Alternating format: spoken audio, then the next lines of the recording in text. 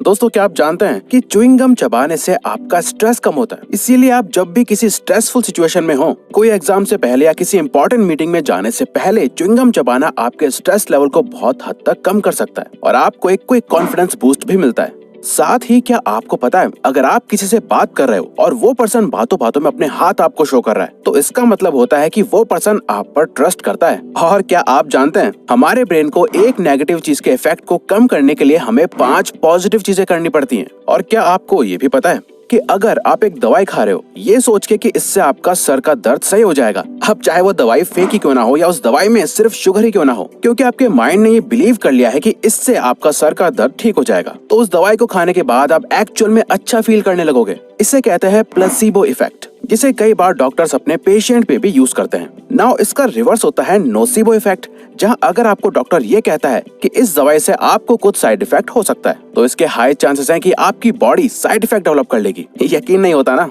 लेकिन ये सच है। तो दोस्तों, इसी तरह के और भी अमेजिंग साइकोलॉजिकल फैक्ट्स आज हम आपके साथ शेयर करेंगे, जिसे जान के आपकी लाइफ आसान हो जाएगी। Number 1, we care more about a single person than about massive tragedies. University of Pennsylvania की एक स्टडी में एक ग्रुप के लोगों को यह बताया गया कि एक लड़की भूख से मर रही है, वहीं दूसरे ग्रुप को यह बताया गया कि लाखों लोग भूख से मर रहे हैं, वहीं तीसरे ग्रुप को ये दोनों सिचुएशन ही बताई गई। और इस न्यूज के बाद जब उनसे डोनेशंस मांगी गई, तो सरप्राइजिंगली जब डोनेशंस काउंट करी गई, तो लोगों ने उस लड़की को बचाने के लिए लाखों लोगों के मुकाबले डबल से भी ज्यादा डोनेट करा था। जिसे साइकोलॉजिस्ट ने बताया कि हमारा ब्रेन जो हमारे सामने होता है और जो हमें लगता है कि ये प्रॉब्लम हमारे बस में है, हम बस उसे सॉल्व करना पसंद करते हैं, जबकि हम बड़ी से बड़ी प्रॉब्लम सॉल्व करने के कैपेबल होते हैं। लेकिन हमारा अपना माइंड ही हमें जाने अनजाने में रोकता रहता है। सो जब भी आप किसी को कोई बड़ी प्रॉब्लम बताओ, तो साथ ही उनके साथ कोई छोटी प्रॉब्लम भी शेयर करो, जिससे उन्हें लगे कि वो उसे सॉल्व कर सकते हैं। Power makes people care less about others. Stanford university के एक फेमस प्रिजन एक्सपेरिमेंट में कॉलेज स्टूडेंट्स को एक फेक प्रिजन में रैंडमली गार्ड्स और प्रिजनर्स के रोल में असाइन करा गया, जिसमें ये देखा गया कि जो स्टूडेंट्स गार्ड्स बने थे वो प्रिजनर्स को हरास करने लगे थे, जबकि वो सभी एक ही क्लास के स्टूडेंट्स थे। फिर भी वो बस अपने एक फेक रोल के पावर का यूज करके अपने ही क्लासमेट्स को हरास कर रहे थे, और ये इतना ज्यादा हो गया था कि 6 दिन के बाद ही इस स्टडी को कैंसिल करना पड़ा। बट रिसर्चर्स को इसका रिजल्ट मिल गया था। अब ये तो बहुत ज्यादा एक्सट्रीम हो गया था, बट कई स्टडीज में ये देखा गया कि जिन लोगों को ये फील होता है कि वो पावर में है, तो वो नेचुरली अपनी पावर में अंधे हो जाते हैं और लोगों को अपने से नीचे समझने लगते हैं। कई बार वो शो नहीं करते, बट वो सामने वाले की फीलिंग्स को समझ नहीं पाते और ज्यादा एम्पैथी नहीं शो कर पाते। इसीलिए जब भी आप किसी से बात करो, तो अपनी रेपुटेशन, टाइटल और किसी भी तरह की पावर को अपने ऊपर हावी मत होने दो, क्योंकि पावर कब दिमाग में चढ़ जाती है पता ही नहीं चलता। Colour blue can increase productivity. Psychologist कहते हैं कि आपके वर्क स्पेस, रूम या ऑफिस की दीवारों का कलर कैसा है, ये आपकी प्रोडक्टिविटी को बहुत हद तक अफेक्ट कर सकता है। और मॉडर्न साइकोलॉजी के अकॉर्डिंग अगर आप अपने आसपास एक प्रोडक्टिव एनवायरनमेंट क्रिएट करना चाहते हो, तो आपको अपने आसपास ब्लू कलर का सबसे ज्यादा यूज करना चाहिए। इनफैक्ट ब्लू और ऑरेंज कलर ना ही आपको ज्यादा प्रोडक्टिव बनाता है, बल्कि आपके मूड और इमोशंस को भी बैलेंस रखता है। क्योंकि जैसे रेड कलर साइकोलॉजिकली हमारे गुस्से और डेंजर को ट्रिगर करता है, वैसे ही ब्लू कलर हमारे ब्रेन में पीस और पॉजिटिव मेंटल एनर्जी को प्रमोट करता है। When one rule seems too strict, we want to break more. Psychology में एक कंसेप्ट है जिसे रिएक्टेंस कहा जाता है, जिसके अकॉर्डिंग जब लोगों को लगता है कि उनकी फ्रीडम उनसे छीनी जा रही है, तो ना ही वो सिर्फ उस रूल को ब्रेक करते हैं, बट उसके साथ ही वो उससे भी ज्यादा रूल ब्रेक करने लग जाते हैं, जिससे कि वो और भी ज्यादा फ्री फील कर पाते हैं। और यही रीजन है कि टीनेज में टीनेजर्स बहुत गलत आदतों में पड़ जाते हैं, क्योंकि जितना ज्यादा उन्हें पेरेंट्स या सोसाइटी के दबाव से दबाया जाता है, उन पे रूल्स एंड रेगुलेशंस लगाए जाते हैं, वो उतना ही ज्यादा उन रूल्स और रिस्ट्रिक्शंस को तोड़ने का ट्राई करते हैं। इसीलिए टीनेजर्स के लिए ये फैक्ट जानना इसलिए जरूरी है, ताकि वो पेरेंट्स और सोसाइटी द्वारा किए जाने वाले साइकोलॉजिकल प्रेशर से कुछ ऐसा ना कर दे जिससे वो खुद का ही नुकसान लॉन्ग टर्म में करने लगे। People return found wallet if there is a baby picture in it. Edinburgh के साइकोलॉजिस्ट ने मिलकर रैंडमली अलग अलग जगह पे 240 टेस्ट वॉलेट्स कहीं पर छोड़ दिए थे, जिसके बाद उन्हें कुछ लोगों द्वारा वो वॉलेट्स वापस भी दे दिए गए, जिसमें यह देखा गया कि जिन वॉलेट्स में एक छोटे बच्चे की फोटो थी, उन वॉलेट्स के वापस मिलने के चांसेस 88% ज्यादा हो गए थे बाकी वॉलेट्स के मुकाबले। इसीलिए साइकोलॉजिस्ट कहते हैं हमेशा अपने वॉलेट में एक छोटे बच्चे की फोटो रखने का ट्राई करो। अगर आपके बच्चे नहीं है तो कोई बात नहीं, अपनी खुद की ही कोई बचपन की फोटो रख लो। इससे जब भी आपका वॉलेट कहीं खो जाएगा, तो उस फोटो को देख के कोई ना कोई तो आपके वॉलेट को रिटर्न कर ही देगा, इसके चांसेस ज्यादा हैं। If we have a plan B, our plan A is less likely to work. Life में एक सेकंड बैकअप ऑप्शन रखना अच्छी बात है। बट साइंस के अकॉर्डिंग ये करना हर बार हमारे लिए सही नहीं होता। यूनिवर्सिटी ऑफ पेंसिल्वेनिया में करे गए कई सारे एक्सपेरिमेंट से रिसर्चर्स को ये पता चला कि जो लोग कुछ स्टार्ट करने से पहले अपने बैकअप प्लान के बारे में सोचते हैं, वो हमेशा उन लोगों के कंपैरिजन में खराब ही परफॉर्म करते थे जिनके पास कोई बैकअप प्लान ही नहीं था।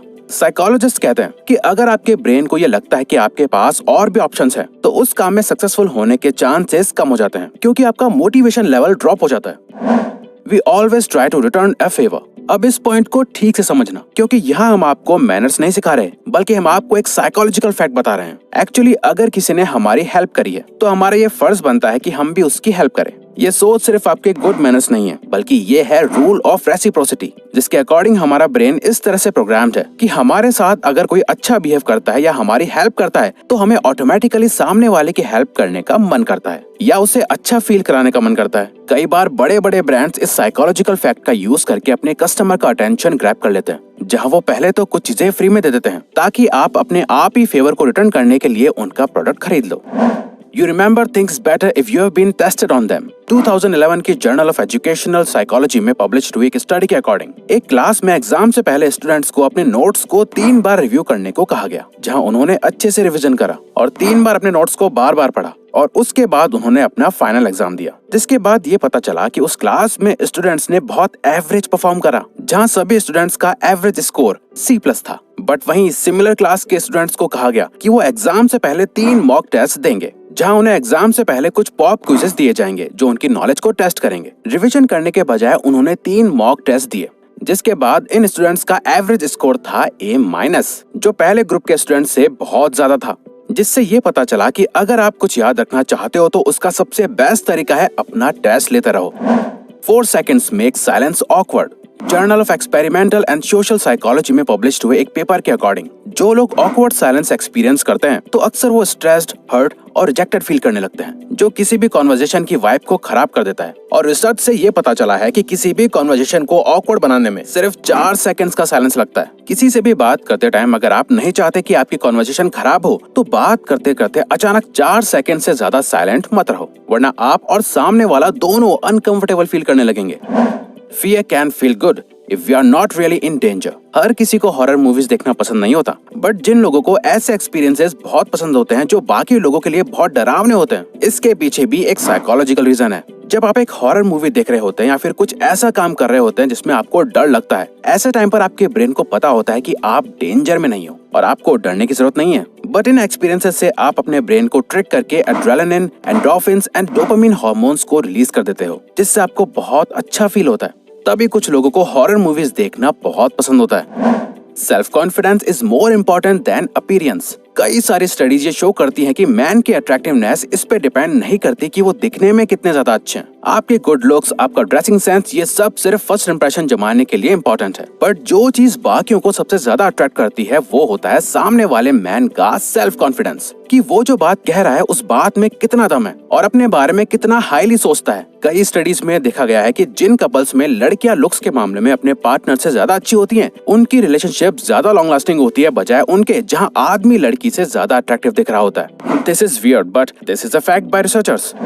Writing down your thoughts reduces stress. कई सारे स्टडीज ने शो करा है कि अपने ट्रॉमेटिक एक्सपीरियंसेस को लिखने से आपका इमोशनल स्टेट पहले से बेटर हो जाता है। इससे आपका स्ट्रेस कम होता है और आप मेंटली हील होने लगते हो। ऐसा इसलिए होता है क्योंकि आपके साथ जो भी बुरा होता है वो आपके माइंड में हमेशा घूमता रहता है और आपको हर्ट करता रहता है। और हमारे माइंड की एक बात है, आप इसे जितना ज्यादा एक चीज को भुलाने को कहोगे, इससे वही चीज उतना ज्यादा याद आएगी। इसलिए जब आप अपने थॉट्स को लिख देते हो तो आप उसके बारे में अच्छे से सोच पाते हो और खुद को जज कर पाते हो, जिससे धीरे धीरे वो थॉट्स आपको परेशान करना बंद कर देते हैं। इवन दोस्तों, इस चीज को हम खुद भी फॉलो करते हैं जर्नलिंग की मदद से, क्योंकि दिस इज अ फैक्ट कि राइटिंग से आप अपने थॉट्स को क्लियरली देख पाते हो और आपका माइंड थोड़ा लाइट और क्लियर हो जाता है। लेकिन अगर आप और साइकोलॉजिकल फैक्ट्स जान के अपने माइंड की नॉलेज को और ज्यादा बढ़ाना चाहते हो तो आप हमारी